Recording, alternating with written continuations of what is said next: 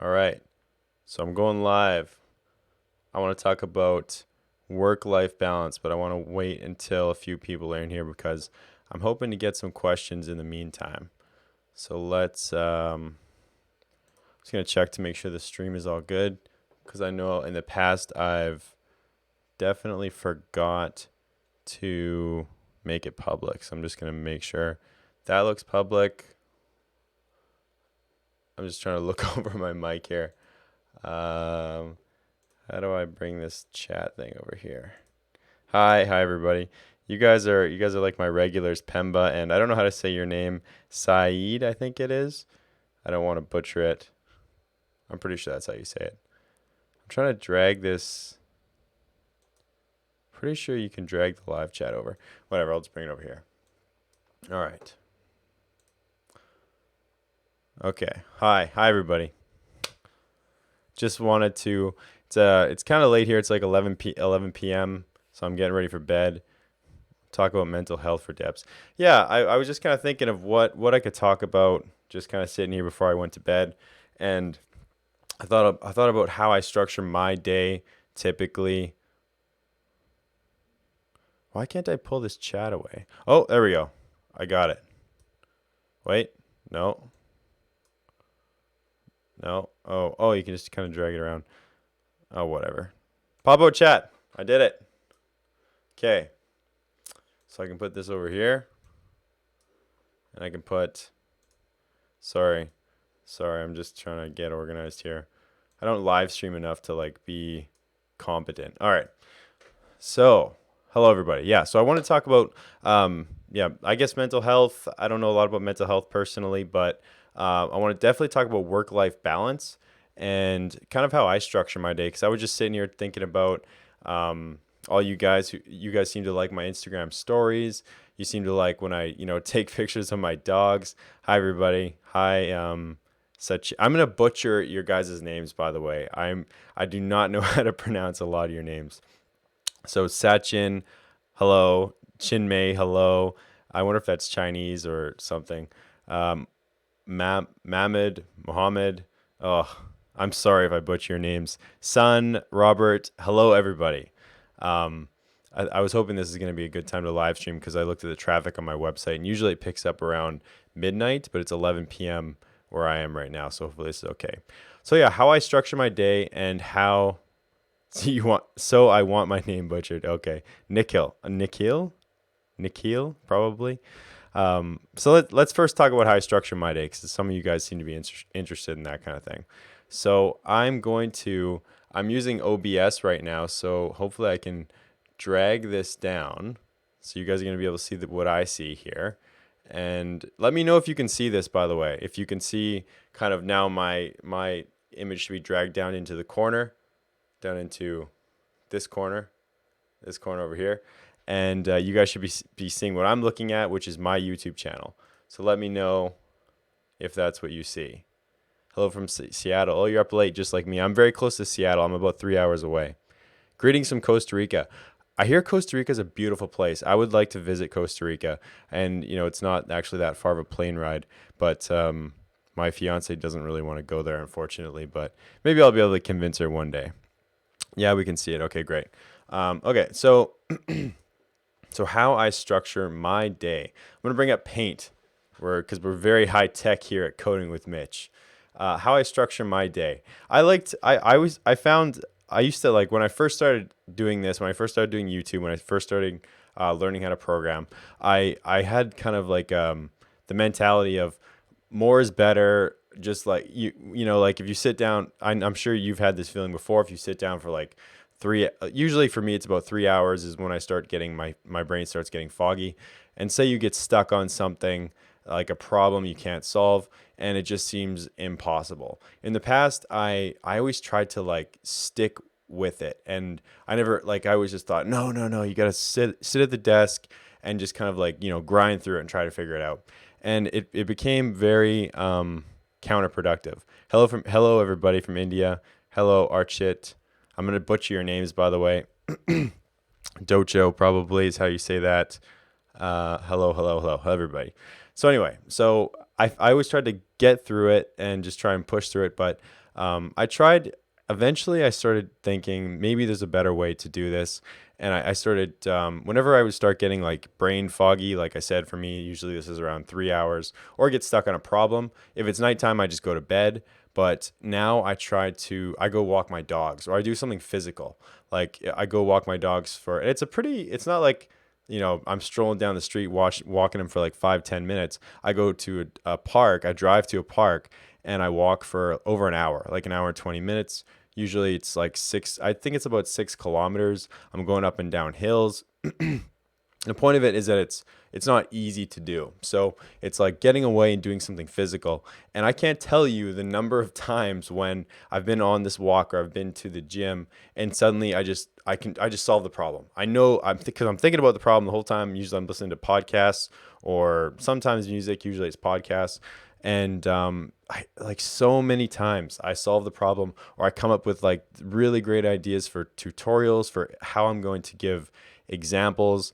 It's just really like really valuable things, and it's a really strange thing because you wouldn't think that just kind of randomly when you're at the gym or when you're doing something physical that these things come to you, but it happens a lot, I will say. So what I wanted to say is my advice is maybe start breaking up your day like I do. And now let's talk about how I break up my day. My mind always thinks about app issues and debug issues, even things when out of work. I can't rest my mind. How do you handle this? I will come back to that question. I find taking a break when stuck works better.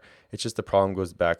Yeah, it's almost like you have, like, I think of it as like your subconscious. And I realized this thing when I was in school. I was in school for physics and engineering. So there was a lot of like really difficult homework questions a lot of the time. And I found even if like before I went to bed, even if I didn't like really meticulously go through a problem, if I was stuck on a problem, I would just kind of look it over so that like I was aware of the variables and the question. I would go to bed, and so many times the answer to the question, I woke up in the middle of the night and was like, oh, I know the answer to the question. And you might think that I'm making that up, but it happened a lot. Like not all the time, obviously, but it happened in a non-zero amount of times. And so I kind of started thinking there's like a weird thing, like your mind subconsciously does things. And so I kind of thought, well, maybe I can apply this to when I'm awake. Like if I'm going to the gym or going for a walk, just kind of getting the problem out of your head and letting it kind of, I don't know, stew, letting it percolate, letting it cook, I guess, in your brain, in your subconscious. And I think it's like a real thing. Like like I said, I can't tell you the amount of times that I've been walking my dog when I'm stuck on a problem, or at the gym when I'm stuck on a problem, and so, like not thinking about it really at all. Just kind of, it's in the back of my head, obviously, because it's bothering me, but it just kind of comes to me.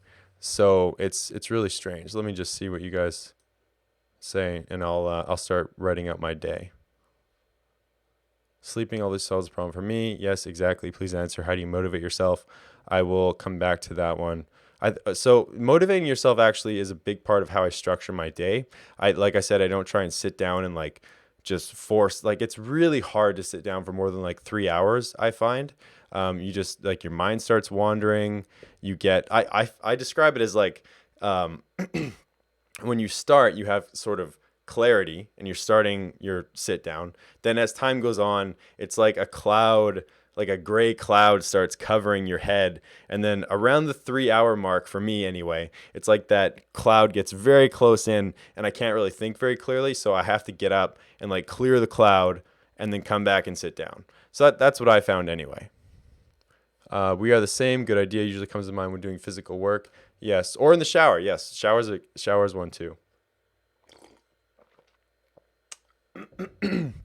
Okay. So let's break up my day. Whoops. I need a pen. Oh, I need a bigger font. So 7:30 is usually when I wake up.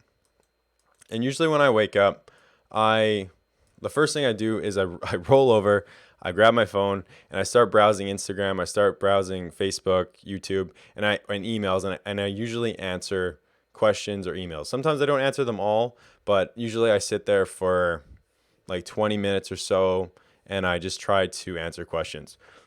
I find this is like a pretty good way to, because it doesn't really feel like work, and I'm sitting there and I'm actually getting something done. So that's what I try and do. And I make a tea.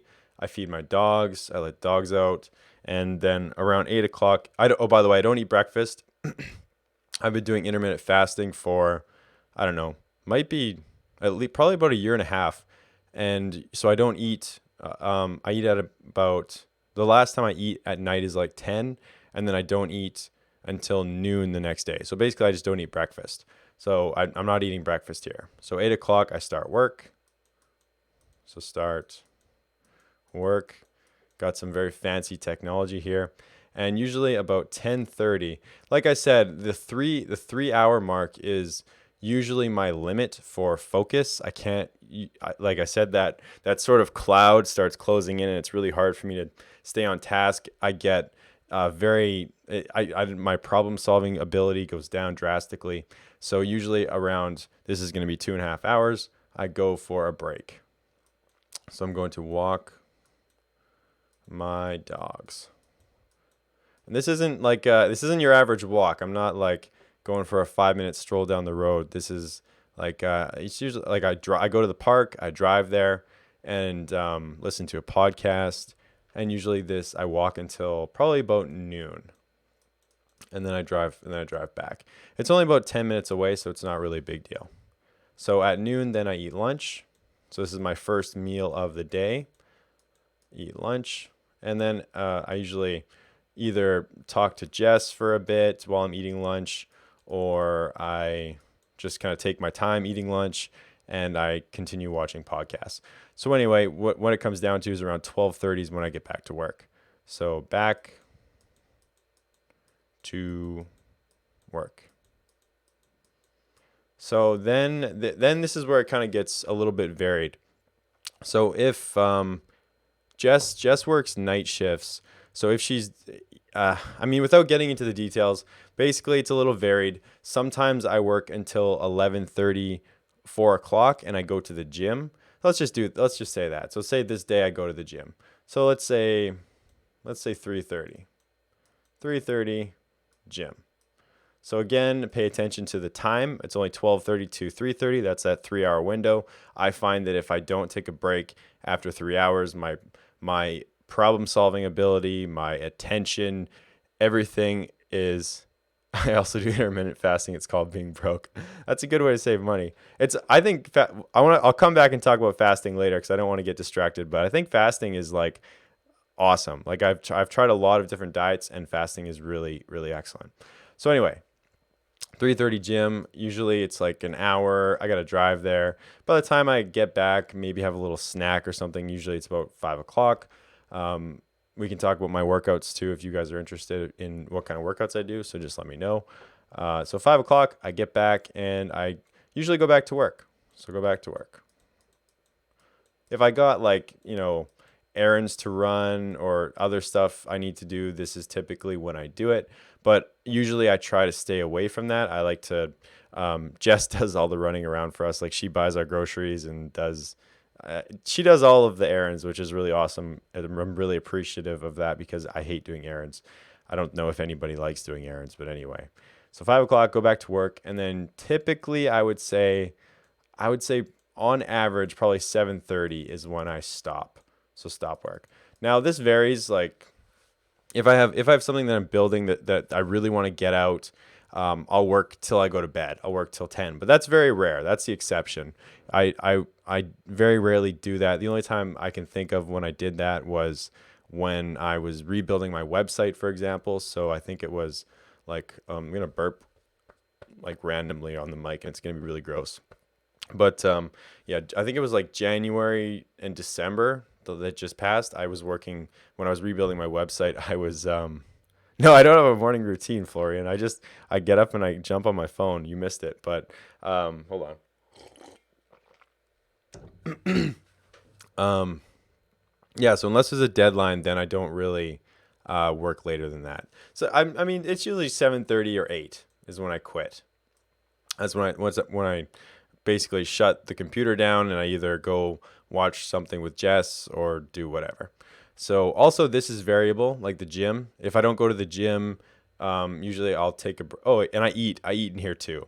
Eating is somewhere in here. Jess usually makes dinner for me, so I don't got to worry about making dinner. And she feeds me. I'm like a baby. So that's my standard day. So if you go here and you kind of add up all of the hours, there's only actually 2.5 hours here. So from 8 to 10:30, there's 3 hours here. So that's 5.5 hours total. And then 2.5 to 3 hours on the other end. So really, I'm only working 8 to 8.5 hours every day. But I find like this keeps me very efficient, very effective. If I skip any of these breaks, like I said, if I don't do physical things, I find my problem solving ability just goes directly into the toilet. So now maybe I could leave that up. Leave it up here. And do like 8 to 8.5 hours of work. So now you can ask me more questions, and I will answer them like that. Oh, this doesn't really look good. I want to make this bigger. Screw it. Yeah, whatever. You saw it. You get it. Let's answer questions. All right. Holy, there's a lot. Okay. Oh my God. Hi. So hi everybody. Everybody that said hi. I'm not going to try and pronounce your names. I've already butchered a whole bunch. I probably will. But anyway. Hello everybody. Hello from the Philippines. Hello from India. Hello.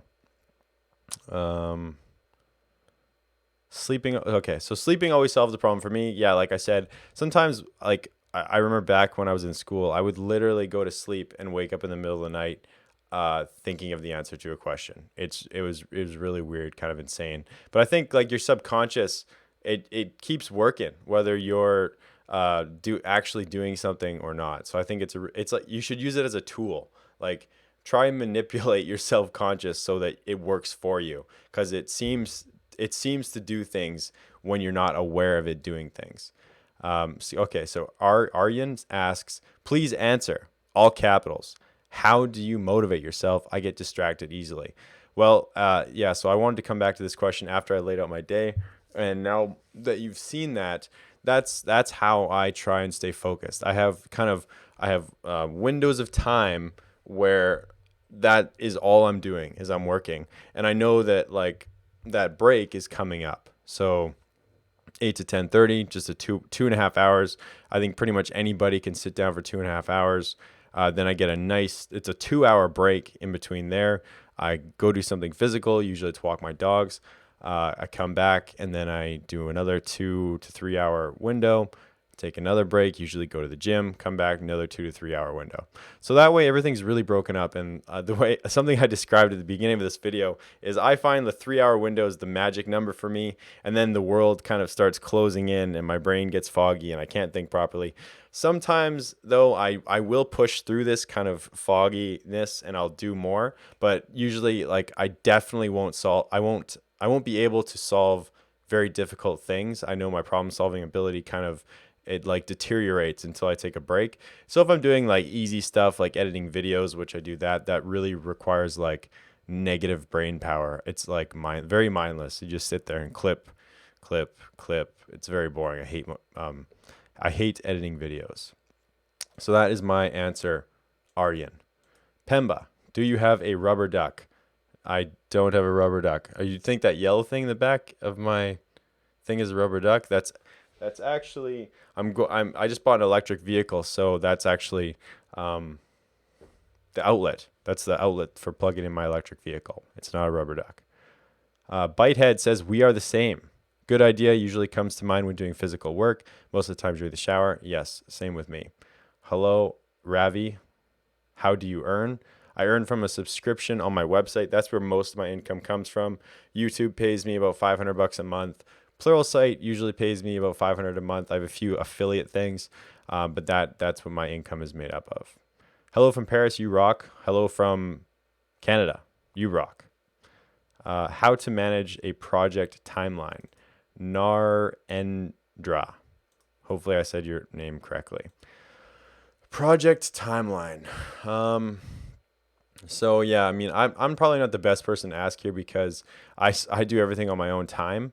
But generally, how would I manage a project timeline? I would break it up into this very small pieces. That's what I would do. I would break everything up into very small, measurable sort of checkpoints, and then uh, as small as possible. Like if you can get it down to like the hour or even half an hour, like hour-long tasks that you think will contribute to the project completion, and then you can just kind of add up all the little pieces. So there might be hundreds of little pieces, these little hour blocks to complete your project. But I think in general, breaking it up into as small pieces as possible is probably what you want to do, because then you can get like the best feeling possible for what the overall time is. Because if you're estimating huge times, like adding 20-hour windows to do this or 40-hour windows to do that, it's not accurate. Like you need to break up into small pieces. That's what I think.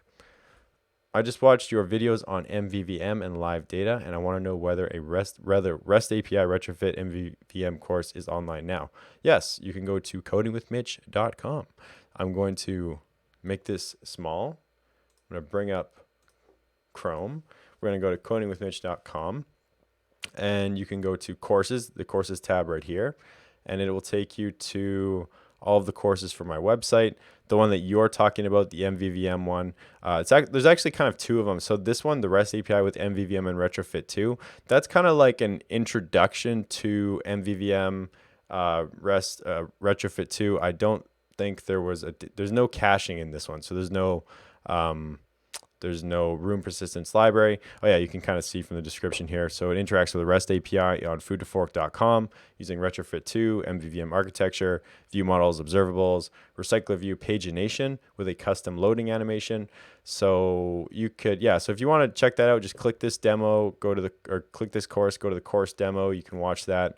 But then the one after that is you need to go and watch the local database cache with REST API. This is the really good one. This is the one where it's a continuation of the introduction to MVVM and Retrofit 2. So you go here and basically it takes the whole design of the course to the next level. It's kind of like an advanced version of it. Plus there's database caching added to it. So requests get sent to the server. The app will say, okay, do I need to cache this data? It will cache the data using the room persistence library and SQLite, and it will get the network request, refresh the data, all kinds of different stuff. So really cool one. That is the one that you're referring to, I think. So now let's make this big again and go back to my questions. All right, so I'm going to butcher this name. Shrinity? Yep, I'm going to stop there. Thanks for answering my Instagram questions. I don't know. I'm okay. I know. I recognize your picture actually.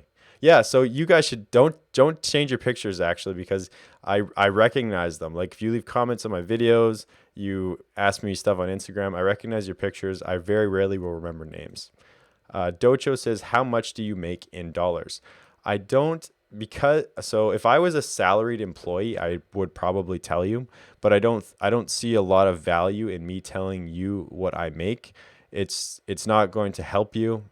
Would only be to, I don't see value in it. So I have no problem telling you what YouTube pays me, what Pluralsight pays me, but what my other personal income is, I don't see a point in telling you. And it would either be to brag or to make you feel bad for me. So either to brag if I was rich or to make you feel bad for me because I was poor. So I'm just not going to say. Sir, can you make a tutorial series on how to integrate MySQL database to an Android app? Well, I'm assuming you mean interacting with a server, because you wouldn't integrate a MySQL database on an Android app. They already have SQLite databases built into them. You can access them using the room persistence library or the old-fashioned way using an SQLite open helper, but I don't recommend that. Don't do that. Use the room persistence library. And if you want to know how to do that, I have a course. So once again, let me shrink my screen, go to codingwithmitch.com. Right here, SQLite for Beginners 2019. That shows you how to interact with SQLite, which is essentially the same thing as MySQL. It's just a more lightweight version. It doesn't have all of the functionality. Like I don't think you can do like joins and things like that. But I mean, it's great. Like there's the Android team at Google has built the room persistence library to work with all kinds of things like live data. That's the way you should be doing it. Don't use MySQL unless you have a server, like which is actually what I'm going to be showing you in the next course. Because right now I just finished building a REST API, which is a website. Just built openapi.xyz. This is a website for you guys to interact with. We're going to be building an Android app that interacts with this website. It actually uses an SQLite database also. It doesn't use MySQL, but it's the same. It's the same kind of thing. It's an SQL database. So anyway, I don't know why you have MySQL in your head. Maybe somebody told you that you needed to use MySQL, but you don't. All right, so let's see. Actually, I'm doing that right now. Okay, morning, Mr. Mitch. Hello, good morning. Coding with Gorov. Nice name. I also do intermittent fasting because you're broke. Okay, so intermittent fasting. I think it's great. Like I've been lifting weights for working out, playing sports for probably since I was 5 years old. Not working out. I started working out when I was 15, but sports when I was like 5. So that's a long time, and I've tried a lot of different diets, and I didn't really believe in this kind of intermittent fasting thing because it just seems like bullshit to me. Like, woo, don't eat, and everything magical things will happen to you. It'll cure cancer, and you won't get hungry anymore, and you'll put on muscle, and all these things. But I got popcorn in my teeth. But it actually works. I have to say, it has been the easiest diet I've ever done. In terms of like managing hunger, maintaining size while on a deficit, if I wanted to go on a deficit. And also you don't get those up and down spikes of insulin that you get with other diets. So if you follow other diet, like if you're a bodybuilder, or you have to eat every 3 hours or every 2 hours even, you get these huge insulin up and down spikes where you're tired, you feel good, you're tired, you feel good.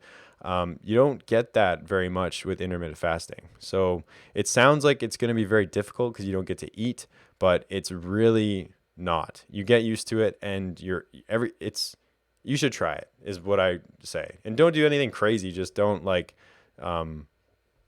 there's that burp I was talking about. Just don't eat till like noon every day.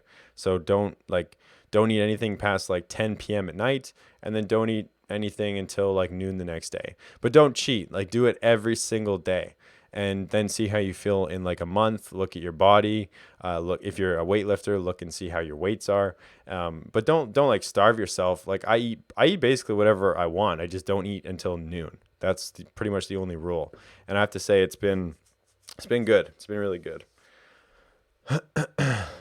Sid says use cocaine. Just kidding. Just stay awake. Yeah, I mean that would probably work. I'm assuming you mean to stay awake. I don't know really what else you would use it for.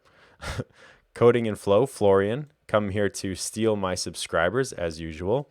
Lol, I just woke up. Yeah, why aren't you doing your morning routine then? You should be meditating. You should be levitating right now. You shouldn't be checking out my live stream. So you sleep 2 hours? No, I sleep. I go to bed at like. You misunderstood my diagram. Let's go back. Let's go back to this. So I wake up at 7:30 a.m. and then I end work at 8 p.m. and then I go to sleep. So I write sleep down here. Usually, well, it's 11:30 right now, but usually I'm in bed before this. I'm usually in bed by like 10:30, 11. So yeah, I go to sleep at 10:30 to 11, sometimes 11:30, but rarely. And this is PM. So I sleep more than 8 hours every night, usually, if I can get to sleep on time anyway, or within a reasonable amount of time from when I went to bed. Are you working on a real software project for a company? Nope, just fake software projects for you guys. Hello, Coding and Flow. Yes, he's come to steal my subscribers. I have Spotify open in a tab with some music that helps. Yeah, music. I go through stages of listening to music and stages of not listening to music. Like right now, I'm in one of my music stages, and I've been listening to Dragon Force. I don't know if any of you guys have heard. I'll bring up my Spotify so you can see. It's a I don't know what kind of a band you would say it is. Let's go to Dragon Force. And I just like listen to their most popular songs, but it doesn't have a lot of words. It's almost like techno music, but it's like rock music. I don't know. I've been just like spamming this for like probably I don't know a month, and I just listen to like the same songs over and over again. But it's good. I like that. Llama, lol, llama, no morning routine. Yeah, my morning routine is pretty much I I get up right here at 7:30. I roll over in bed and I start browsing Instagram. I start answering emails. That's like my morning routine is answering questions and emails. That's what I do. I make a tea. I sit on the couch. I answer questions, and then around 8 o'clock I start working. I don't know. I mean, I tried reading that meditation book or listening to that meditation book that you recommended, Florian, and I liked it. I just didn't like. I feel like I don't know. I'm sure I'll be into it eventually, but right now it's just not my thing. I don't know. I mean, it's good. I liked it, like I said, but meh. Let's see. Unfortunately, I can't say because I have to do my morning run. Yes, that's what you should be doing your routine. I know you have a routine. Let's see. My daily routine is messed up. I sleep at 3 a.m. and wake up at 11 a.m. Okay. My attention span is about 40 minutes. Yikes. You should probably sleep more. What is more efficient, morning bird or night owl? I think this depends on the person. So the question is, what's a more effective time to work, or what's a better time to work, I guess. I think this varies from person to person. Some people like to get up at 5 a.m., 4 a.m., and they find that that's like the most effective thing for them. Some people like to wait until the middle of the night, like this guy just says he sleeps at 3 a.m. I think it just varies. I think there's no right answer here, just like there's no best architecture. There's no best time to work. I think it's just what I do, like you saw the way I structured my day. It might seem like random that I do this, but it's actually, I try to optimize this in terms of when I'm most effective. So I find like 8 to 10, 30 to 11, my brain is working good at that time. So I work. But if it wasn't working good, then I would go to the gym. I just like try to optimize for what my body and mind is like at those particular times. So I find that I can usually only work for 2.5, 3 hours before I need a break. So then I take a break at noon, or I take a break at 10:30, sometimes 11 for 2 hours. So I go walk my dogs for an hour and a half, and I go for a long ass walk. It's more like a hike. And it gives my mind a break. I do something physical, get the blood pumping. I come back, eat lunch, make a tea or a coffee, go back to work. I find my brain again is working good, like noon to maybe 3, 4 o'clock. Then I got to take another break. I go to the gym. If I don't go to the gym, I might go walk my dogs again or do something else. Like I live on a farm, so I might go and do some cut the grass, like do something physical, get my mind off of this, get the blood pumping, kind of thing.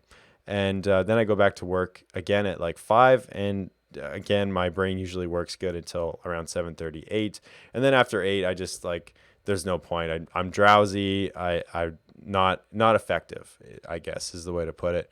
And I find if I work too much, then it just makes me inefficient, I guess. So now let's see here. Hello, hello, hello. Hi, everybody. Hello, Sachin. Hopefully that's how you say your name. Hello, Bello. Hopefully that's how you're saying your name. Nikhil, another question here. Looking at that schedule, coding between breaks seems more logical channel.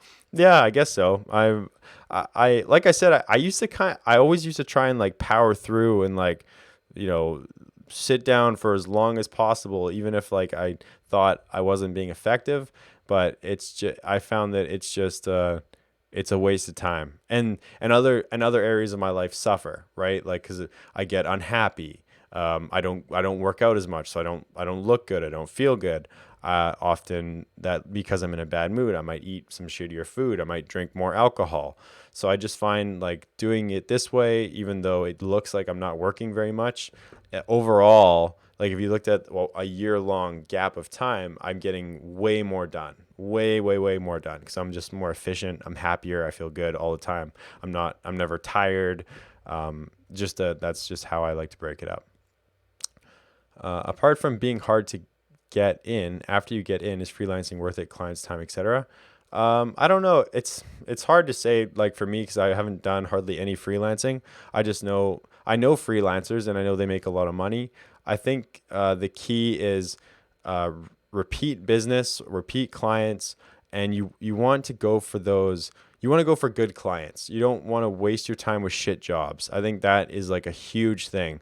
You can if you take shit jobs, you'll get shit pay and you will have a lot of stress. If you actually, you should watch my podcast with Don Felker. We talked a lot about freelancing, getting clients, how you should structure your payments, how yeah, just like there's a lot of stuff about freelancing because he's a freelancer and he's done it for many years. He has a lot of experience. We talked about it. So watch my interview with Don Felker again, and that will give you a much better answer than what I can just give you. Can you hear that train? If Let me know if you can hear the train. There's a train going by. Oops, I lost my spot here. Tesla for the win. I didn't buy a Tesla. I actually bought a. Oh, so yeah, you're asking about the electric vehicle. So Kona EV 2019. I'm gonna look it up and I'll show you. So there. So what did I buy? Let's go to. This is what I bought. Mine's white though. This is it's a fully electric. It says 415 kilometers, but I think I could get 500 on mine. Like, and not even driving like a complete baby. I think 450 on average is what I would get kilometers. Um, so you might be looking at the price too and thinking this is like crazy expensive, but the thing about these electric vehicles is there's almost no maintenance. They have brakes, but they also have magnetic braking, so there's no friction there. There's a lot less friction. There's very, very low maintenance. There's no oil, so you don't have to do oil changes. And my wife, Jess, works at a hospital where they charge it for free. So fuel for me is free. Electricity is free. I can charge it at home, but even if she works one shift a week, which she usually works 3 to 4, she gets a full charge when she's at work, so we don't pay for fuel. So the upfront cost is a lot higher, obviously. Well, you're buying a brand new vehicle, but it's in terms of monthly expenses, when you run the numbers, it's comparable to even going and buying I did the numbers on like a 2008 vehicle, 2009, 2010, like a Hyundai Santa Fe, and it comes out to almost the same price per month to own and operate when you take into account maintenance and fuel. And so, I mean, I'll take the new vehicle. That's what I think anyway. Plus, I got a great warranty. Like pretty much everything is covered for 8 years. You got to pay a little extra, but it's well worth it, I think anyway. So that is my new vehicle. Will you make a video about Kotlin coroutines? I have videos about Kotlin coroutines, and I plan on making more videos about Kotlin coroutines. There's a lot to know about them. There's a ton. They're awesome. I love Kotlin coroutines, by the way, and you're gonna see them in my newest course. If you look on my website in the top right corner, I'll just show you. I'll just minimize this or oh, what did I just do? There we go. So if you go to codingwithmitch.com, you go to the homepage, powerful Android apps with Jetpack architecture. If you read that description, I'm going to be building an app that interacts with a REST API that I built at openapi.xyz, which is a website that I built. It has a REST API, and we're going to be using Kotlin coroutines with that. I'm really excited because it solves a problem that is always a pain point, like for doing network requests and cancellations. It's always a pain in the ass. And with Kotlin coroutines, it's really simple and really effective. So I'm really excited to show you guys all about that. But I'm also going to be making more free coroutine videos, kind of like I've been doing on my YouTube channel. I'm good at Android with Java. Is it easy to switch to Kotlin? Yeah, I would. it won't take you long. If you're very comfortable, because the biggest thing is like Android stuff. Because it's still object-oriented programming. You're still going to have the same patterns. Everything is the same except for the syntax. It's basically just changing the syntax. And then there's other kind of Kotlin things that are unique to Kotlin, but I'd say they're very easy to learn, and you should switch to Kotlin, in my opinion. Yeah, that's what I think. If you're a Java developer and you like Java, whatever. But my opinion is Kotlin is just better. Think about Java. They literally took all the things that are a pain in the ass about Java and solved them with Kotlin, or they solved a lot of them. It's worth learning for sure. Hey, I'm a new graduate. How can I find a job? I don't have any experience in a company. This is the age-old question. Abraham. How do I get a job? Every job wants me to have 3 years experience. How do I get a job? That's basically the question, or however much experience. I've talked about this a lot in my podcasts, a lot on different videos. I think the best way, no matter what way you look at it, you have to sort of like you almost have to like not fake experience. It's not a good way to put it, but you need to like synthesize experience. You need to build things. You need to just get out there, build things, put it on your GitHub, because that's where employers are going to be looking. Build apps, build lots of apps, get an idea. It doesn't matter. Oh, I burped. Doesn't matter what it is, and start building things. I know a lot of people use my courses. Like they go through my courses, they make repositories that are similar to my courses, and then they go apply for jobs and show them. And I've had a lot of people get jobs. A lot of people in my community have been getting jobs lately. A lot of people going for interviews. So that's what I would say. If you want to make YouTube videos, you can make YouTube videos, but you want to show that you're interested in Android. So show you're interested in Android, and you're up to date with the newest things. So right now that means like Jetpack. Jetpack is like the newest, latest, greatest thing, live data, MVVM, MVI architecture, that kind of stuff. So know that you're up to date with newest Android things, and you like Android. Show that you are interested in Android. Number two, I lost my train of thought. What was number two? You got to know your stuff. You got to actually know how to program. So you can show that you actually know how to program by making projects, and then put those projects on GitHub so that when you apply, they can look at your projects and they actually have things to look at. And number three is just like practice, I would say. Just keep trying to build things. Always be trying to build things. Always be just building apps, no matter what, improving apps. That would be the way. Parish, okay, not sure. Oh, you're referring to another guy. I'm not gonna scroll up. I was talking about rubber ducky debugging. Oh, I don't even know what that is, actually. I'm struggling with learning object-oriented programming part of Java. Once it comes to polymorphism and past that, I can't find a course that helps. I wouldn't stress too much about like terminology, object-oriented programming. I would just say try and build stuff.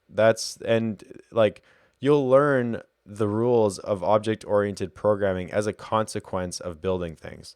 Just watch my SQLite for Beginners 2019 course. It's free on my website. I'll show it one more time. Oh, I keep screwing up this. I did it again. I'm trying to minimize. There we go. Let's go to my website. You can just scroll down on the homepage, Beginners, SQLite for Beginners. This shows you how to build an Android app if you're an absolute beginner. I go very slowly, talk about building objects. So object-oriented programming, building objects, using objects, manipulating objects. So watch that course. It will really help you for sure. Now let's make this big again without screwing it up. All right. Let's see. What advice do you give to someone who's studying online to stay motivated?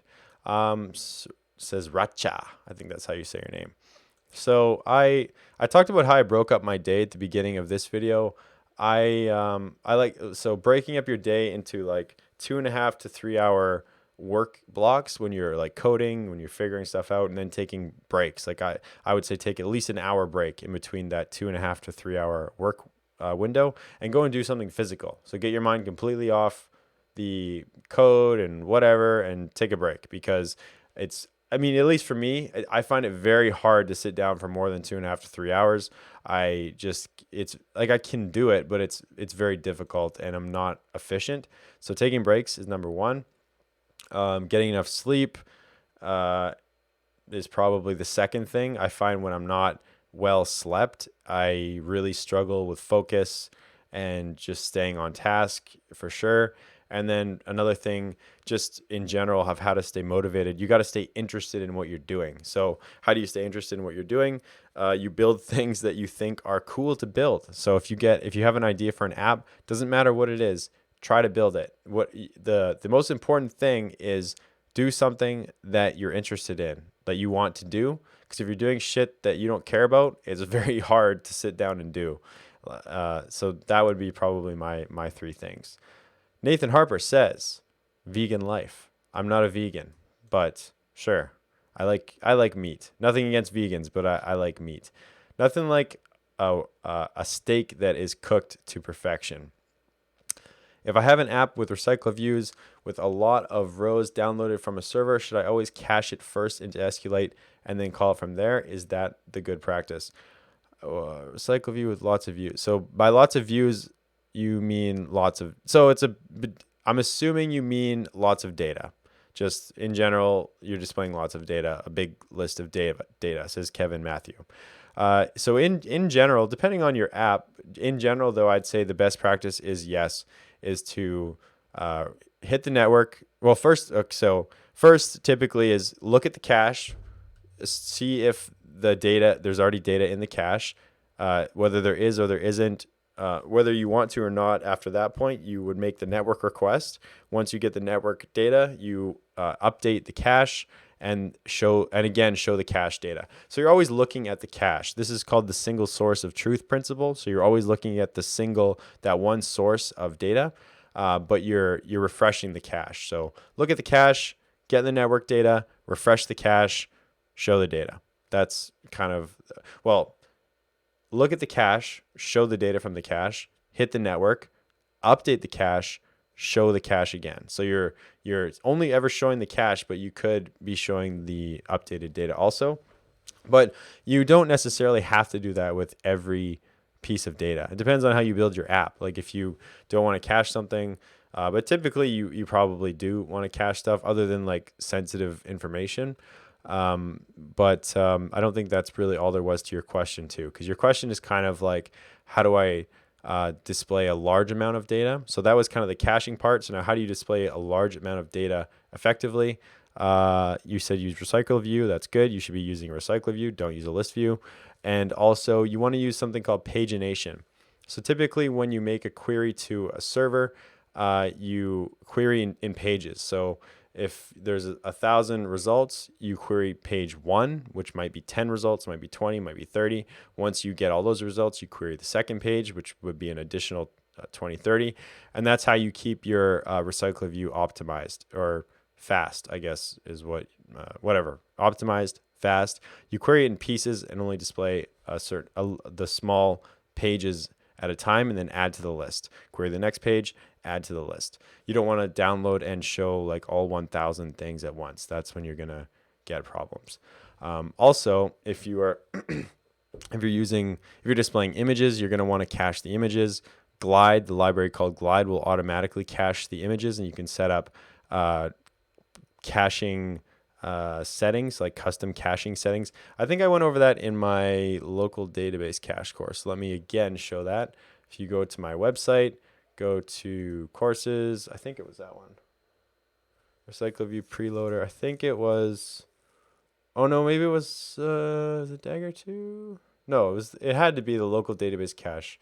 Yeah, it was this one. So the local database caching course on my website, it's called Local Database Cache with REST API. It basically does everything that I just talked about. It'll hit a REST API on the internet. It'll cache it. It will refresh the network. It'll view the cache. It's displaying the data in a recycle view. The images are being cached by Glide, so you can set how many images in the recycle view will get cached by Glide ahead of time. So if you reload it, it just shows the cached images and it doesn't show the images again, doesn't reload the images. Images are a big factor for recycler views if they get slow because they require so much memory to display the bitmaps.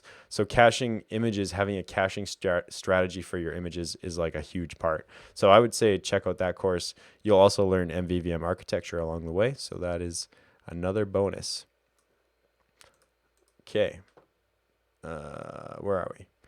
Are you planning on going to the Android Developer Summit? No, I am not. I want to understand how Web Chrome client and Web View client work and how to make an efficient browser. So please suggest me some online sources where I can dive deep into a web view. I don't know if you. Whoops, I'm getting tired. It's almost midnight. My eyes are getting itchy. I don't know if you mean. I don't know what you mean by that. If you, so if you actually mean like Chrome as a browser itself, I have no idea how to do anything with Chrome. I'm not a very good web developer. I'll say that, and I don't build tools. So if you're talking about a web view, like an Android web view, I also can't really help with that very much. I think if you go to the Android developer website, they have pretty good documentation about web views. I was recently actually reading them because I'm going over some of the stuff in my upcoming course. So check the Android developer documentation. I could actually just Google it for you real quick because I know I was just looking at it not long ago. Android developer web view. Maybe this one, the guide. Yeah, I'm guessing it's this. So yeah, this stuff's really cool. It shows you how to like enable JavaScript, how to interact with the JavaScript using a web view. I went through this only maybe 10 days ago or something like that, and I found this really helpful, setting up a JavaScript interface. But if you're not a web developer, this JavaScript stuff is gonna seem like magic to you, and you won't know how to do anything. So, up to you. But that's the only resource that I would point you to. Okay, so let's see where we are. Your video motivates me a lot. Right on, Nasir. Try Indian music. I don't speak Indian, so I mean, maybe that would be a good thing. I actually know a lot of Indian music. I grew up with a lot of Indian music because where I live in Abbotsford, British Columbia, there's a very large Indian population. They're mostly Sikh. And I was actually a minority in my high school, even in my university. It's mostly Indians where I live. There's a lot of Indians. So I know I've been to Indian weddings. I love Indian weddings. They're a lot of fun, a lot of food. It's like a week long. It's crazy. There's like tons of food, tons of booze. You're drinking. You're having fun. So very very fun culture. That's for sure. Dragon Force is power metal. All right, now I know. And yes, I am married. I just got married. Here's my wedding ring. We just got married in the Bahamas 3 weeks ago or something like that. Post some videos on unit testing. I have a course on unit testing. I recommend. Oh, I keep screwing up this window. There we go. I have a course on unit testing. If you go to my website /courses, or you go to the home page right here, Unit Testing 2. Learn to build professional grade unit tests using JUnit 5, Mockito, MVVM architecture, Room, Dagger 2, and RX Java. Almost ran out of breath there.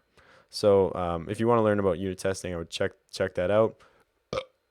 Don't worry about the number 2. All that means is I was planning on making a unit testing number 1, like an introduction. I decided to cancel it, but doesn't mean that you can't watch unit testing 2. I take you through everything, all the steps. I don't skip anything. So even if you're a complete beginner with unit testing, that's the one you are going to watch. This one right here.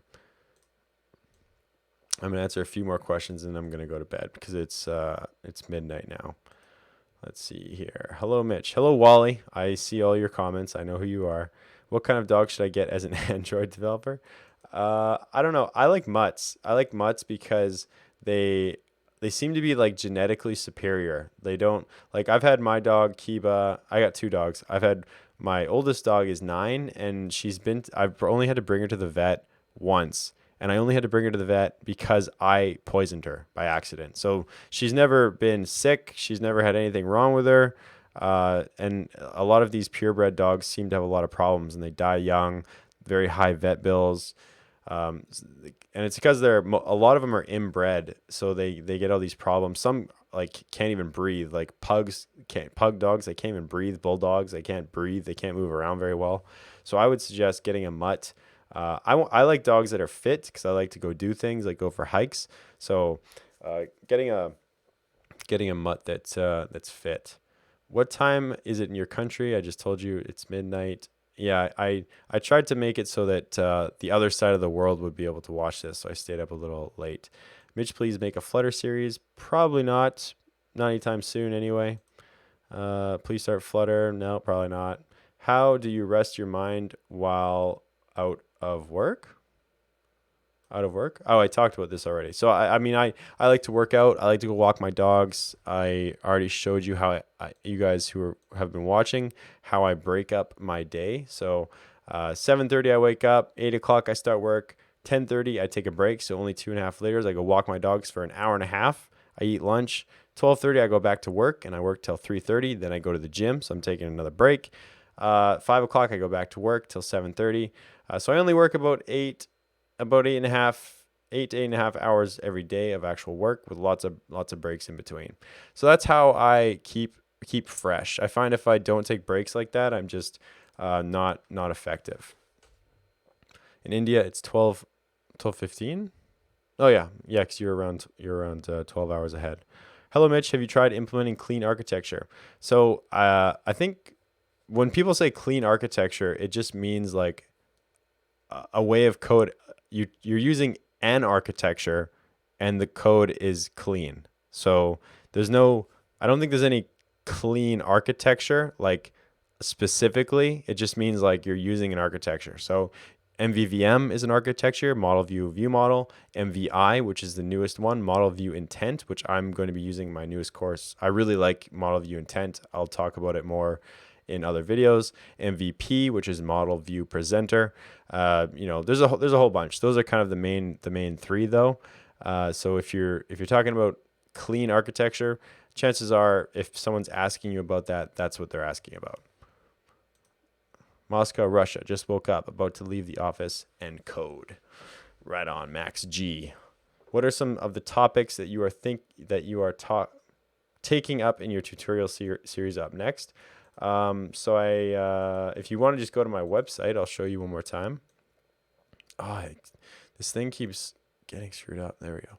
So if you go to my website on the home screen, it says in the coming soon section here, it says the title of this course will be Powerful Android Apps with Jetpack Architecture. So I'm going to be using Kotlin. It says MVVM architecture, but I think I'm actually going to be using MVI, which is if you don't worry if you're scared and you just learned MVVM. MVI is basically MVVM with a few modifications. In my opinion, it's just like another step forward. So it's like an improvement on MVVM. So don't worry about that if you're panicking. Navigation components, which is the newest way to navigate your app using fragments. It's part of Jetpack. Very awesome. Rooms, the Room Persistence Library, coroutines, Retrofit 2, Dagger 2, and a REST API integration. So we're going to be querying a REST API on using Retrofit 2. So those are the topics for the next course. Some very cool stuff. What? Not a Tesla, says Nathan Harper. Oh, no, I lost the spot. And so the only reason I didn't buy a Tesla, it was basically buy a Tesla or the vehicle that I bought, the Hyundai Kona. The only reason I didn't is because the Kona is like a hatchback, so I can put I needed something that I can put my dogs in. So the Tesla's a car, and you can buy the Tesla SUV, but it's like 120 grand, and I'm not gonna pay 120 grand for a car. That's like buying a house. So so the money doesn't make sense there. So I'd have to buy a car, and my dogs can't go in the car. Navjot says, how do you deal with poor documentation? Oh, I mean, that just sucks. You play around with stuff until you figure it out. That's pretty much it. I'd probably use Postman and just send a whole bunch of requests and see what I get, and then build the documentation myself. Any plans for Java or Spring REST API videos? Probably not. How do you deal? Oh, I answered that one. Now I'm thinking about switching to Kotlin. Yeah, I mean, I would. I really would. If you want, I don't think it's a big deal to stay with Java. Like Java's good, but Kotlin is it's really just better. There's a ton of conveniences and coroutines. If you watch my next course that's coming up, coroutines are really awesome. I'm starting to get really tired. My eyes are getting heavy. How is your MVI experiment going on? Awesome, Kevin, Matthew. I think like just today, I finally like all the pieces sort of fell into place for me, and I was like, oh, this is nice. I like this.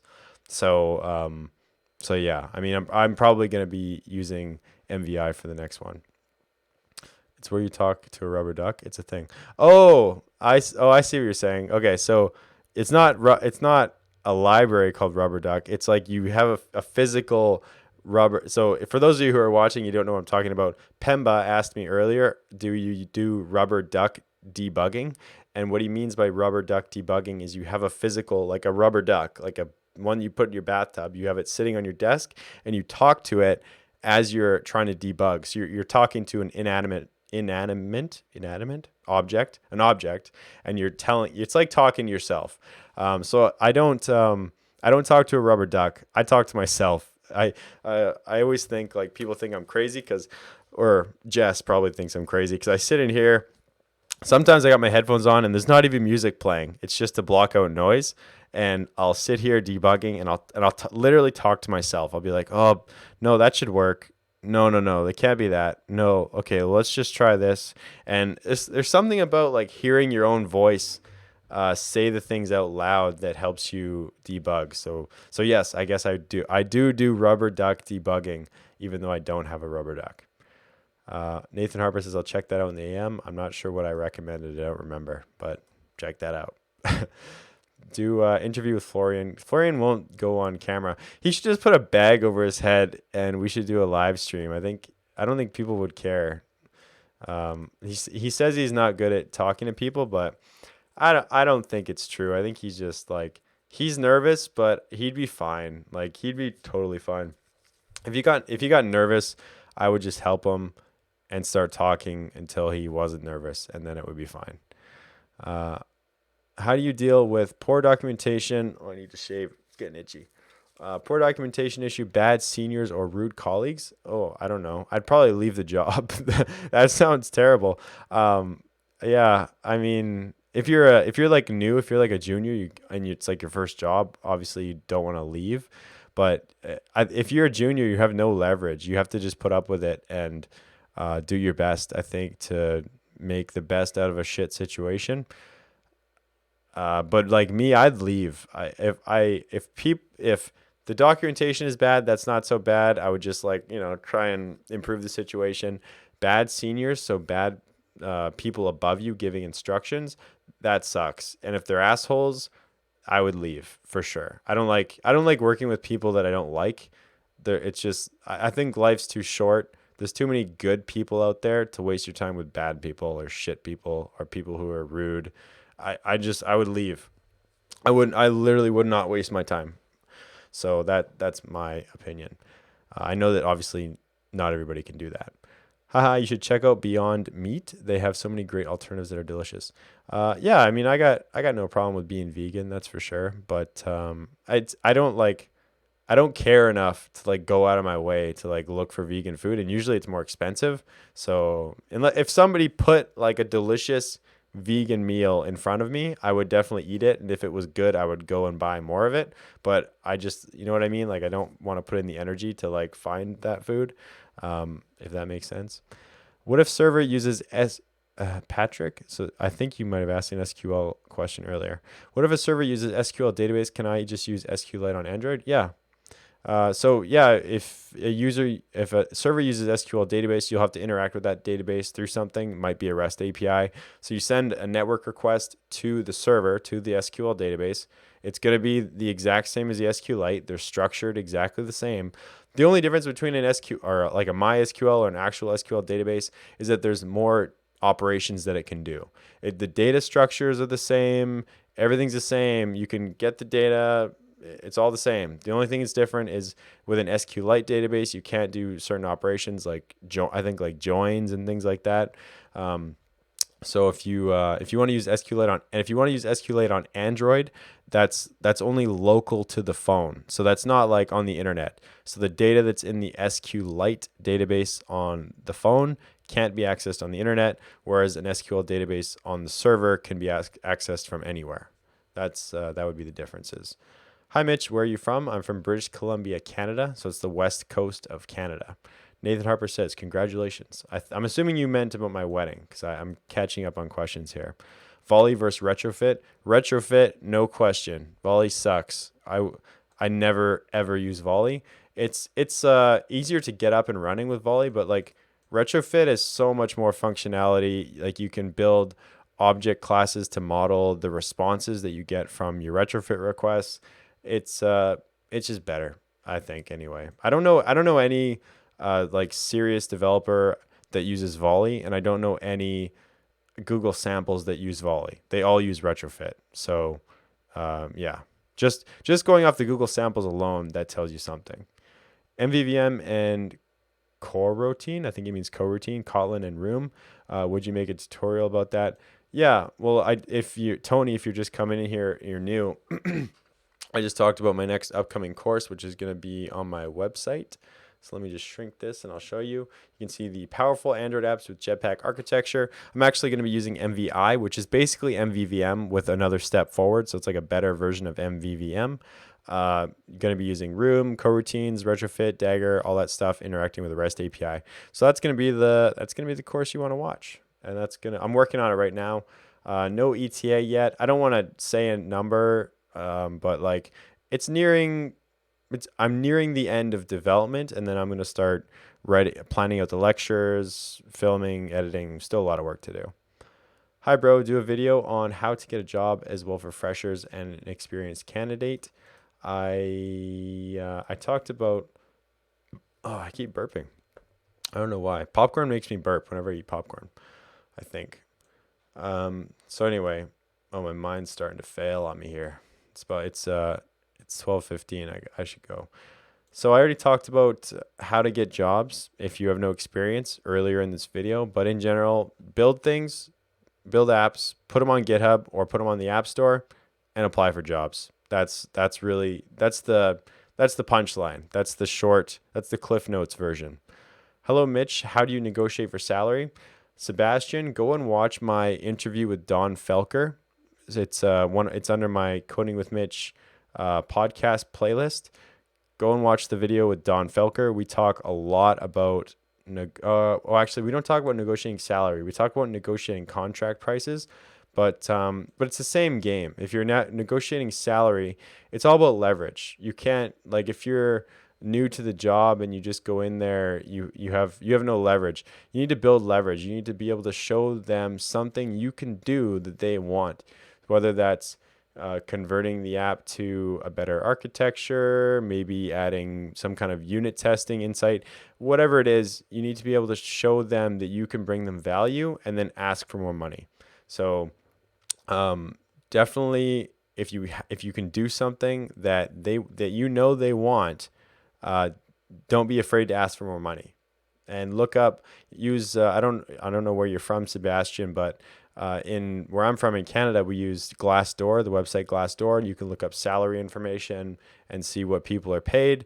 So you can look up and see like what people are making and make sure that you make that, maybe, and shoot for a little bit more if you can. Hi, Mitch. What should an Android developer know? Like, what are the must concepts? Ooh, that's a big question, and I am going to bed, so I'm not going to answer that. Do I focus on native Android or Flutter? I would focus on native personally, but that's my opinion. Model Y coming out next year, starting at 40K. Yeah, Teslas are becoming more and more affordable. We're gonna buy another vehicle probably in, I would say probably 3 years. Not to replace the one that we just got, but to buy an additional vehicle. Because right now we have an old, it's an old SUV. It's like a 2008 SUV, and we have the new vehicle obviously that we just bought. So we'll probably get rid of the old SUV and then buy another electric car probably in 3 years or so. So might be looking at Tesla. We'll see what happens. Do a recap for those who can only watch videos on the toilet seat. What? AKA really busy to watch videos. Uh, I don't recap what? The whole live stream? I can't do that. How much can an Android developer earn by doing something that you do, say tutorials and freelancing? With freelancing, the sky is really the limit. Like people, you could probably charge $500 an hour if you're a good freelancer, like US. So, YouTube doesn't pay much. YouTube, I only make like $500 a month from YouTube, and I'm one of the bigger Android channels. So YouTube doesn't pay. You got to have like to make like a living on YouTube. I'd say you have to have like 300, 400, 500,000 subscribers. Um, yeah, I know. I'm gonna stop reading. My eyes are like getting lower and lower, but I'm so close to finishing. So yeah, I mean, freelancing, sky's the limit, really. It's whatever you can get people to pay you, really. And for YouTube, and with YouTube, you gotta find another way to make money. Like I have a subscription on my website. That's where like 80% to probably 90% of my income comes from. So with YouTube, you gotta have another source of income. Best Android teacher, good luck, Mitch. Thank you, Geek. Please kindly do a tutorial on how to retrace your steps on Google Maps using Android. Probably not. I'm not really interested in doing Google Maps stuff right now. Is live data efficient with Room? Yes, because it continuously returns live data, and I think it's not efficient.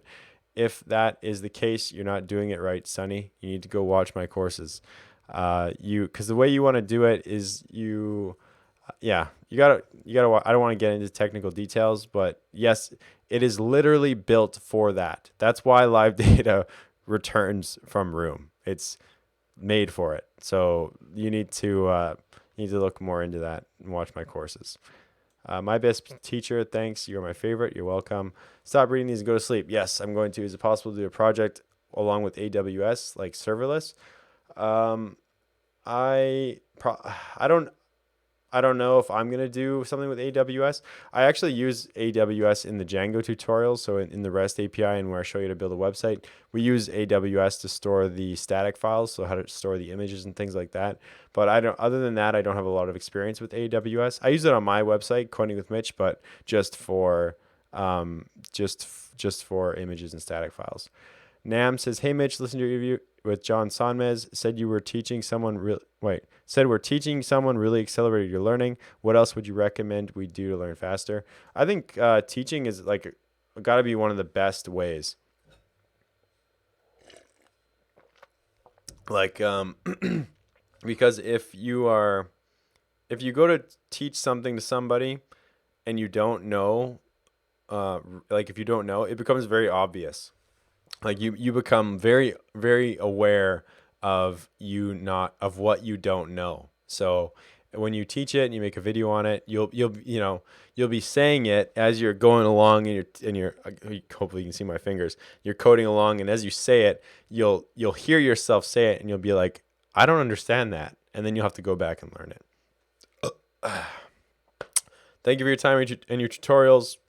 No problem. I just want to say thanks for teaching us. You're welcome. I enjoy teaching. Keep watching, and I'll keep teaching. Must I know custom view creation in Android to get a job? I don't know depends on what you mean by custom view. Any book recommendations for beginners? Not Android. I've never read a single Android book. I don't like to read books. Hello, Mitch. What is the difference between indirect? Okay, now you're just asking more questions. All right, I'm stopping. I'm going to bed. So thank you all very much for watching. I appreciate you watching my live stream. I haven't been looking at how many people are here, but there's 47. That's good. Okay. So people are actually watching me. And let me know if you want me to do more live streams. I'm falling asleep. I'm trying to think of what I want to say. I stayed up too late. Yeah, let me know if you want me to do more live streams. I don't really mind doing them. I don't mind sitting on camera and answering questions, talking about I would like to, if anything, if you want me to do live streams, I would like to do it on things that aren't technical, like this is named what the hell did I name this? Work-life balance or something. So stuff like that, fitness stuff maybe, stuff I do to be effective, that kind of stuff. Because the technical stuff, my hair's messed up. Technical stuff is for the edited videos. Anyway, I'm rambling, so I'm going. Thanks for watching. I'll see you guys in that next